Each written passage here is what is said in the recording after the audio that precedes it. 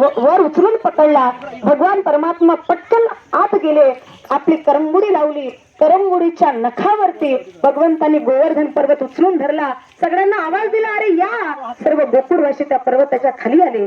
त्या ठिकाणी सर्व गाई म्हशी त्या सुद्धा त्या ठिकाणी खाली आले. आणि अशा प्रकारे हा प्रलय, हे मेघ तब्बल 7 दिवस पर्यंत बरसत राहिले. 7 दिवस पर्यंत या ठिकाणी प्रलय. आणि भगवंतानी मग 7 कोस के गिरिराज 7 वर्ष के शाम 7 दिन तक उठाई लियो पायो गिरधर नाम. बोलिए गिरधर भगवान की. अशा प्रकारे 7 दिवस पर्यंत हा पर्वत एका छत्रीप्रमाणे दधार लिहिलेल्या कृष्णास छात्र कमीव बालक.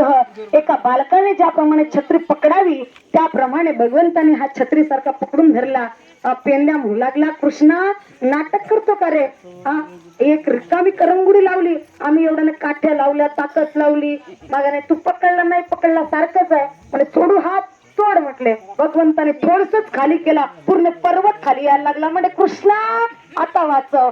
भगवंताने पुन्हा करंगडी लावली आणि सगळ्यांचं 7 दिवस पर्यंत रक्षण केलं.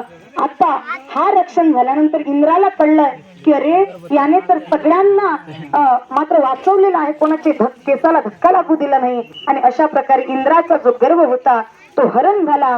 इंद्र त्या ठिकाणी माफी मागण्याकरता येणार त्या अगोदर त्याने आपले